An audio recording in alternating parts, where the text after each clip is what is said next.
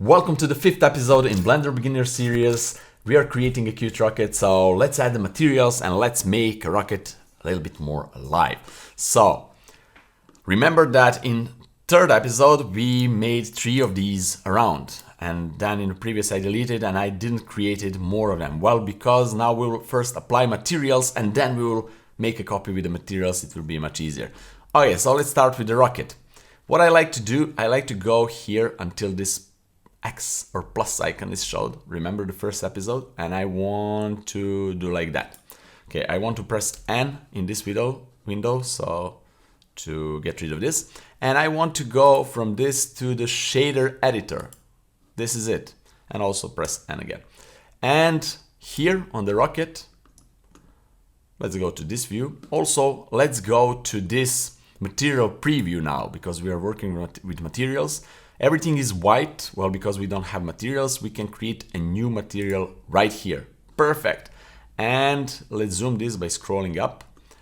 And now, let's see. I didn't turn this on, so you're not seeing my mouse and keys. Now you can see it. Okay, and now what I like to do here is to change the color. You can choose any color you want. I will go with some kind of orange tone, maybe a little bit darker, or no, maybe like that. And this is Principal BSDF shader, and for now we will stick only on that. We can change a few things here. This is a color, this is a roughness, so if this will be rough or more reflective. Then we have a specular, more or less. Then we have also metal, so if you want to create metallic materials, you want to go all the way up or somewhere where you think it's cool. So we will go almost all the way up like 0.9, something like that. And roughness will be, we can go like this, but I will go with 0.5. So 0.5, perfect. And this is how it looks. Now I will name this material here. Also, you can do the same here. So if you go to the material properties, is the same here. So I will name the material orange metal. Okay. And now I will go into the edit mode. So remember, tab and up.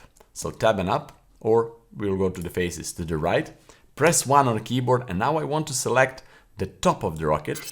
Just a quick interruption. In order to select polygons in Blender, there is a really cool tool for that. So you can go right here, use select box or select circle, select lasso, whatever you want. I like to use select box, and then just go and select the things that need to select this.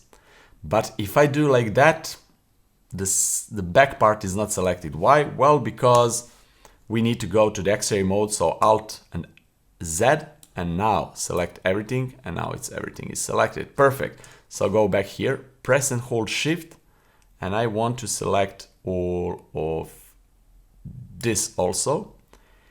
And for now, I will leave it here and create a new material that I will apply to these selections. New material, remember, create new, name this dark metal, because it will be dark. And here on the base color, or here wherever you want, I just want to make dark tone. I want to have metallic around 0.9, and also roughness here will be a little bit less, just for fun. And then we need to click assign right here. That's it. If you go back to the object mode, voila. Hey, it's really nice and beautiful. Let's see if we selected everything here. Obviously we didn't, but it doesn't matter. We can go back to the edit mode, to the face, for example, and we are in X-ray by pressing Alt Z, or here at the top, this one. And I want to select this. Come on. Oh, we did select everything, but you know why the material is applied like this? Haha, that's cool. Well, because, let's go back to normal mode, because of the subdivision modifier. So if we hide it, everything will be cool. But now, because subdivision is on, we need to add another edge loop to squish these edges down, to make them more narrow. So Control R and pull this all the way back, all the way down, like that. Go back to the object mode, and this is perfect. Here we have the same situation, but this is all the way down, it's not so visible, but again, I will go to the faces, Control Command R, and go all the way up, and this is it. This is much better. Okay, so now that we have that, also we can add a little bit more details here in these holes. So go to the face and Alt and select as a loop, and also hold Shift and Alt to select this one too. And I will not select this one. And well, let's go to the materials and say black one, dark one, assign. Perfect, go back, and this is beautiful. I really like it. Also the window. So this can have this orange material. Why not? But this will be a new material that I will name window. And what I will do here, I will choose I'll choose a darker tone. And I will make it reflective. So roughness all the way back, or just a little bit like that. It's really cool. You can change also the tone. Maybe you want something more towards blue. No, whatever you want. Do whatever you want with the rocket. I will go like this for now. Maybe I will change it. We'll see. Also this dark material here, if I select this rocket and then dark material, I can go and all the way up with the metal and maybe roughness a little bit down. So just to have it a little bit more shiny or more matte, I'm not sure. 0.4. 0.4 I think is sweet spot.